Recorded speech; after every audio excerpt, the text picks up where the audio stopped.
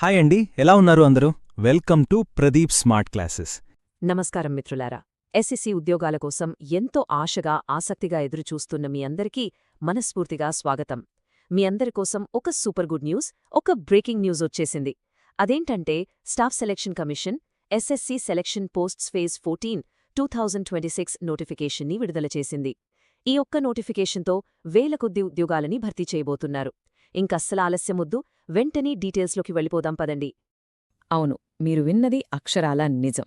SSC phase 14 2026 notification వచ్చేసింది. కాని అసలు సమస్య ఏంటంటే చాలామందికి ఈ నోటిఫికేషన్ మీద సరియైన ఐడియా ఉండదు. ఇందులో ఉన్న చిన్న చిన్న కానీ చాలా ముఖ్యమైన డీటెయిల్స్ తెలియక చాలామంది మంచి మంచి అవకాశాలు కోల్పోతున్నారు. అప్లికేషన్స్లో కూడా తప్పులు చేస్తున్నారు. అందుకే ఈ ఒక్క సెషన్లో ఈ నోటిఫికేషన్కి సంబంధించిన ప్రతి ఒక్క పాయింట్ని మీకు చాలా క్లియర్గా సింపుల్గా అర్థమయ్యేలా ఎక్స్ప్లెయిన్ చేస్తాను. చెప్పండి, మీరు ఎస్ఎస్సి జాబ్స్ కోసం వెయిట్ చేస్తున్నారా? గవర్నమెంట్ సెక్టర్లో ఒక మంచి ఉద్యోగంలో సెటిల్ అవ్వాలనేది మీ డ్రీమా? అయితే మీరు కరెక్ట్ ప్లేస్కి వచ్చారు. ఈ సెషన్ పూర్తిగా చూసిన తర్వాత మీకు ఎస్ఎస్సి ఫేజ్ 14 నోటిఫికేషన్ మీద ఒక్కటంటే ఒక్క డౌట్ కూడా ఉండదు. పూర్తి క్లారిటీ వస్తుంది, ఇది నా గ్యారంటీ.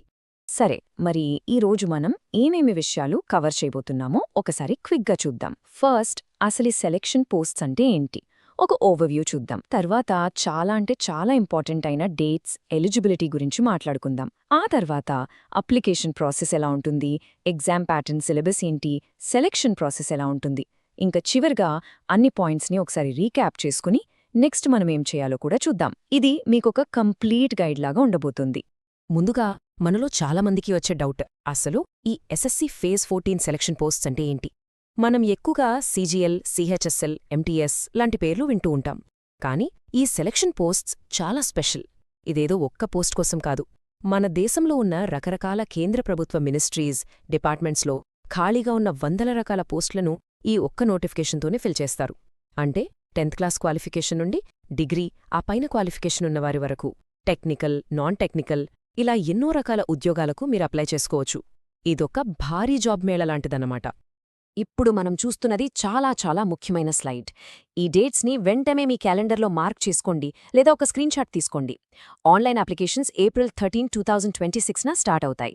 అప్లై చేయడానికి లాస్ట్ డేట్ May 4, 2026, రాత్రి 11 గంటల వరకు మాత్రమే. బాగా గుర్తుపెట్టుకోండి, మిడ్నైట్ 12 వరకు కాదు, రాత్రి 11 గంటలకే పోర్టల్ క్లోజ్ అయిపోతుంది. నా బెస్ట్ అడ్వైస్ ఏంటంటే లాస్ట్ డేట్ వరకు అస్సలు వెయిట్ చేయకండి. లాస్ట్ మినిట్లో సర్వర్ క్రాష్ అవ్వచ్చు, వెబ్సైట్ ఓపెన్ కాకపోవచ్చు. అందుకే మొదటి వారంలోనే అప్లై చేసేయండి. ఫీజు కట్టడానికి చివరి తేదీ May 5. ఒకవేళ పొరపాటున అప్లికేషన్లో ఏమైనా మిస్టేక్స్ చేస్తే వాటిని సరిచేసుకోవడానికి May 11 నుండి 13 వరకు కరెక్షన్ విండో ఓపెన్లో ఉంటుంది. ఇక ఎగ్జామ్ June 2026లో ఉండొచ్చు అని అంటున్నారు. ఓకే, డేట్స్ చూసేశాం. ఇప్పుడు అందరికీ ఉండే అతి పెద్ద ప్రశ్న, నేను ఎలిజిబులా కాదా? ఇప్పుడు మనం డిస్కస్ చేయబోయేది అత్యంత కీలకమైన అంశం, అర్హత. మీరు ఈ ఉద్యోగాలకు అర్హులా కాదా అనేది ఇక్కడే తెలిసిపోతుంది. దీన్ని చాలా జాగ్రత్తగా అర్థం చేసుకోవాలి. ఇందులో మెయిన్గా 2 ఉంటాయి. ఒకటి ఏజ్ లిమిట్, 2 ఎడ్యుకేషనల్ క్వాలిఫికేషన్. ఇక్కడ ఈ పాయింట్ దగ్గరే స్టూడెంట్స్ ఎక్కువగా కన్ఫ్యూజ్ అవుతారు. 2 వేర్వేరు డేట్స్ని మనం గుర్తుపెట్టుకోవాలి. చాలా జాగ్రత్తగా వినండి. మీ వయసును, అంటే ఏజ్ లిమిట్ని January 1, 2026 నాటికి లెక్కలోకి తీసుకుంటారు. అంటే 2026 January 1వ తేదీకి మీ ఏజ్ నోటిఫికేషన్లో చెప్పిన లిమిట్లో ఉండాలి. కానీ మీ ఎడ్యుకేషనల్ క్వాలిఫికేషన్, అంటే మీ 10th, ఇంటర్ లేదా degree certificate application last date అయిన May 4, 2026 నాటికి మీ చేతిలో ఉండాలి. అంటే ఆ తేదీ లేదా అంతకన్నా ముందే మీరు పాస్ అయి ఉండాలి. ఈ 2 డేట్స్ చాలా ఇంపార్టెంట్, కన్ఫ్యూజ్ అవ్వకండి. ఏజ్ లిమిట్ అనేది మీరు అప్లై చేసే పోస్ట్ని బట్టి మారుతూ ఉంటుంది. కొన్ని పోస్టులకు 18 నుండి 25 ఏళ్లు, కొన్నింటికి 18 నుండి 27, కొన్నింటికి 18 నుండి 30 ఏళ్లు, ఇలా రకరకాలుగా ఉంటుంది. ఈ స్లైడ్లో ఉన్నది కేవలం ఒక ఎగ్జాంపుల్ మాత్రమే. మీ ఏజ్ని ఎలా చెక్ చేసుకోవాలో చూడండి. ఫర్ ఎగ్జాంపుల్, ఒక పోస్ట్కి ఏజ్ లిమిట్ 18-25 సంవత్సరాలు అనిస్తే మీరు January 2, 2001 కంటే ముందు పుట్టి ఉండకూడదు, అలాగే January 1, 2008 తర్వాత కూడా పుట్టి ఉండకూడదు. ఈ 2 డేట్స్ మధ్య పుట్టినవాళ్లు మాత్రమే ఎలిజిబుల్.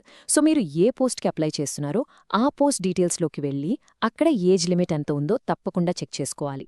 రిజర్వ్డ్ కేటగిరీ అభ్యర్థులకు ఇదొక గుడ్ న్యూస్. అప్పర్ ఏజ్ లిమిట్లో రిలాక్సేషన్ కూడా ఉంటుంది. ఎస్సీ ఎస్టీ క్యాండిడేట్స్కి 5 సంవత్సరాలు, ఓబీసీ క్యాండిడేట్స్కి 3 సంవత్సరాలు సడలింపుంటుంది. అంటే ఒక పోస్ట్కి అప్పర్ ఏజ్ లిమిట్ 27 సంవత్సరాలనుకుందాం.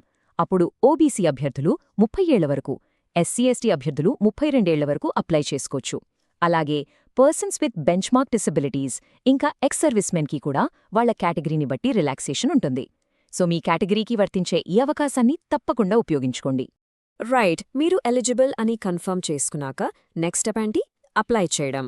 ఇక్కడే చాలామంది చిన్న చిన్న తప్పులు చేసి అప్లికేషన్ రిజెక్ట్ అయ్యేలా చేసుకుంటారు. డోంట్ వరీ, నేను చెప్పే ప్రతి స్టెప్ని జాగ్రత్తగా ఫాలో అవ్వండి.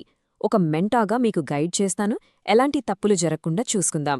అప్లికేషన్ ప్రాసెస్ మొత్తం ఆన్లైన్లోనే ఉంటుంది, అది కూడా ఎస్ఎస్సి కొత్త వెబ్సైట్ ssc.gov.inలో.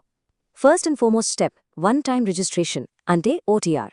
మీరాల్రెడీ ఈ కొత్త వెబ్సైట్లో రిజిస్టర్ చేసుకుని ఉంటే డైరెక్ట్గా లాగిన్ అవ్వొచ్చు. లేకపోతే ఫస్ట్ ఓటీఆర్ని కంప్లీట్ చేయాలి. ఓటీఆర్ అనేది మీ బేసిక్ ప్రొఫైల్ లాంటిది. ఇందులో మీ పేరు, తండ్రి పేరు, డేట్ ఆఫ్ బర్త్ లాంటి డీటెయిల్స్ ఇస్తారు.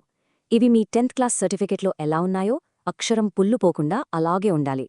ఓటీఆర్ అయ్యాక లాగిన్ అయి లైవ్ ఎగ్జామినేషన్స్లో ఫేజ్ 14/2026 లింక్ని వెతికి క్లిక్ చేయాలి. అప్లికేషన్ ఫామ్ని చాలా జాగ్రత్తగా నింపి లైవ్ ఫోటో క్యాప్చర్ చేసి మీ సైన్ అప్లోడ్ చేసి లాస్ట్లో ఫీజు పే చేస్తే సరిపోతుంది. ఇప్పుడు మనం చాలా ఇంపార్టెంట్ పాయింట్కొచ్చాం. ఇది ఈసారి వచ్చిన ఒక మేజర్ చేంజ్. అందరూ చాలా శ్రద్ధగా వినండి. ఈసారి మీరు ముందుగా పాస్పోర్ట్ సైజ్ ఫోటో తీసి పెట్టుకుని అప్లోడ్ చేయడానికి కుదరదు. అప్లికేషన్ ఫిల్ చేస్తున్నప్పుడు మీ ల్యాప్టాప్ వెబ్క్యామ్ లేదా మీ స్మార్ట్ఫోన్ కెమెరా యూజ్ చేసి లైవ్గా ఫోటో తీయాల్సుంటుంది. సో ఫోటో తీసేటప్పుడు కొన్ని రూల్స్ కంపల్సరిగా ఫాలో అవ్వాలి. మీ వెనక బ్యాక్గ్రౌండ్ ప్లేన్గా వైట్ లేదా లైట్ కలర్లో ఉండాలి. రూమ్లో మంచి లైటింగ్ ఉండాలి. మీ ఫేస్ మీద నీడలు పడకూడదు. కెమెరా వైపు స్ట్రెయిట్గా చూడాలి. క్యాప్స్, గాగుల్స్ లాంటివి అస్సలు పెట్టుకోకూడదు. ఈ రూల్స్ పాటించకపోతే మీ అప్లికేషన్ రిజెక్ట్ అయ్యే ఛాన్స్ చాలా ఎక్కువగా ఉంది. So be very careful. Fee విషయానికొస్తే అప్లికేషన్ ఫీజు కేవలం 100 రూపాయలు మాత్రమే. కానీ ఒక్క నిమిషం ఆగండి. ఒకవేళ మీరు ఫామ్ ఫిల్ చేసేటప్పుడు ఏదైనా తప్పు చేసి దాన్ని కరెక్షన్ విండోలో సరిచేసుకోవాలనుకుంటే మొదటిసారి కరెక్షన్కి 200 రూపాయలు, ఒకవేళ మళ్ళీ రెండోసారి కూడా తప్పు చేసి సరిచేసుకోవాలంటే ఏకంగా 500 రూపాయలు ఛార్జ్ చేస్తారు. చూసారా, అప్లికేషన్ ఫీజు కంటే కరెక్షన్ ఫీజు ఎంత ఎక్కువుందో? అందుకే నేను చెప్పేది వినండి. మొదటిసారే పూర్తి కాన్సంట్రేషన్తో ప్రశాంతంగా ఒక్క తప్పు కూడా లేకుండా ఫామ్ని నింపండి. మీ ఫోకస్ మీ డబ్బుని సేవ్ చేస్తుంది. ఒక మంచి విషయమేంటంటే కొంతమందికి ఈ 100 రూపాయల ఫీజు నుంచి కూడా మినహాయింపుచ్చారు. మహిళా అభ్యర్థులు అందరికీ మీరు ఏ కేటగిరీ అయినా సరే ఫీజు కట్టనవసరం లేదు. అలాగే SC, ST, persons with benchmark disabilities ఇంకా ఎక్స్ సర్వీస్మెన్ అభ్యర్థులు కూడా ఎలాంటి ఫీజు చెల్లించాల్సిన పని లేదు. సరే, అప్లికేషన్ ప్రాసెస్ని సక్సెస్ఫుల్గా పూర్తి చేశాం. ఇప్పుడు అసలైన యుద్ధానికి సిద్ధం కావాలి. ఏ ఫైట్కైనా వెళ్లే ముందు ఆ ఫీల్డ్ రూల్స్ అంటే రూల్స్ ఆఫ్ ద గేమ్ మనకి కరెక్ట్గా తెలియాలి. మన విషయంలో ఆ రూల్స్ ఏంటంటే ఎగ్జామ్ ప్యాటర్న్ మరియు సిలబస్. పదండి, దీన్ని వివరంగా క్లియర్గా చూద్దాం. ఎగ్జామ్ మొత్తం ఆన్లైన్లో ఉంటుంది. దీన్నే మనం కంప్యూటర్ బేస్డ్ టెస్ట్ లేదా సిబిఏ అంటాం. ఇందులో మొత్తం 4 సెక్షన్స్ ఉంటాయి. జనరల్ ఇంటెలిజెన్స్ అంటే రీజనింగ్, తర్వాత జనరల్ అవేర్నెస్, క్వాంటిటేటివ్ యాప్టిట్యూడ్ అంటే మ్యాథ్స్, ఫైనల్గా ఇంగ్లీష్ లాంగ్వేజ్. ప్రతి సెక్షన్ నుండి 25 ప్రశ్నలు వస్తాయి. ప్రతి కరెక్ట్ ఆన్సర్కి 2 మార్కులు. అంటే మొత్తం 100 ప్రశ్నలు, 200 మార్కులకు ఈ పరీక్ష ఉంటుంది. ఈ 100 ప్రశ్నల్ని సాల్వ్ చేయడానికి మీకిచ్చే టైం కేవలం 60 నిమిషాలు, అంటే 1 అవర్. దీన్ని బట్టి మీకు అర్థమవ్వాలి స్పీడ్ మరియు యాక్యురసీ ఎంత ఇంపార్టెంటో. ఇప్పుడు చెప్పబోయేది చాలా సీరియస్ పాయింట్. ప్రతి ఒక్కరూ జాగ్రత్తగా వినండి. ఈ ఎగ్జామ్లో నెగటివ్ మార్కింగ్ ఉంది. మీరు పెట్టే ప్రతి రాంగ్ ఆన్సర్కి 0.50 మార్కులు కట్ చేస్తారు. అంటే ఒక ప్రశ్నకు రైట్ ఆన్సర్ ఇస్తే మీకు 2 మార్కులు వస్తాయి. అదే రాంగ్ ఆన్సర్ ఇస్తే 1/2 మార్కు పోతుంది. ఇంకోలా చెప్పాలంటే మీరు 4 ప్రశ్నలకు తప్పు సమాధానమిస్తే మీరు కష్టపడి సంపాదించుకున్న ఒక రైట్ ఆన్సర్ మార్కులు అంటే 2 మార్కులు మొత్తం మాయమైపోతాయి. సో గెస్ వర్క్ చేయడం చాలా డేంజరస్.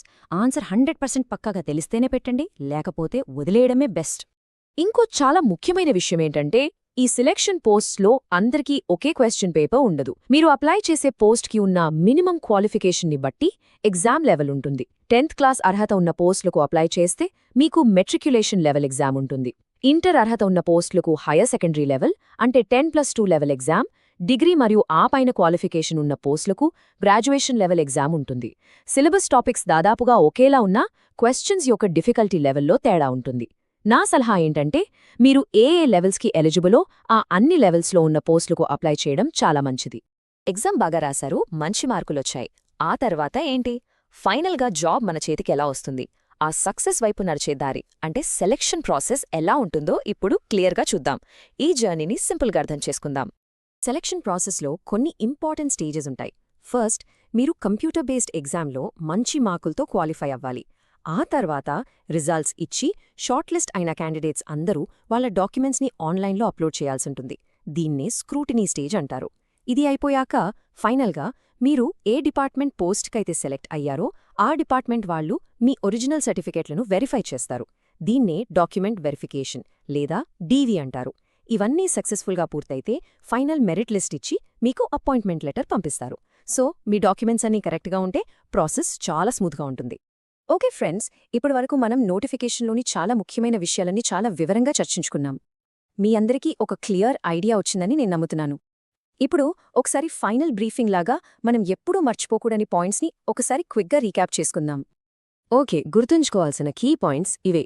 అప్లై చేయడానికి లాస్ట్ డేట్ May 4, 2026. ఏజ్ని January 1, 2026 నాటికి, ఎడ్యుకేషన్ని May 4, 2026 నాటికి చూసుకోవాలి.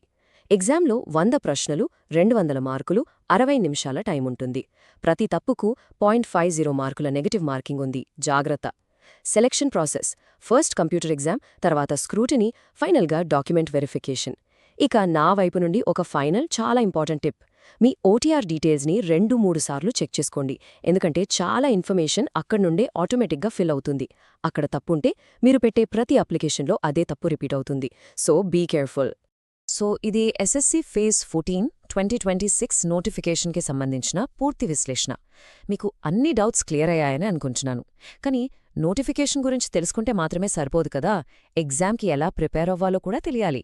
అందుకే మన నెక్స్ట్ సెషన్లో 10th, ఇంటర్, డిగ్రీ లెవెల్స్కి వేర్వేరుగా పూర్తి సిలబస్ ఏంటి, టాపిక్ వైజ్ ప్రిపరేషన్ స్ట్రాటజీ ఎలా ఉండాలి అనే విషయాల గురించి కంప్లీట్గా డిస్కస్ చేద్దాం. సో నెక్స్ట్ సెషన్ అస్సలు మిస్ అవ్వకండి. ఈ అవకాశం మీ అందరి లైఫ్ని మార్చాలని మనస్ఫూర్తిగా కోరుకుంటూ ఆల్ ది వెరీ బెస్ట్. ఈ వీడియో మీకు ఉపయోగపడితే లైక్ చేయండి. ప్రదీప్ స్మార్ట్ క్లాసెస్ యూట్యూబ్ ఛానల్ను సబ్స్క్రైబ్ చేయండి. బెల్ ఐకాన్ నొక్కండి. ఈ వీడియోను మీ ఫ్రెండ్స్తో అండ్ ఫ్యామిలీ మెంబర్స్తో షేర్ చేయండి. ధన్యవాదాలు. Thank you.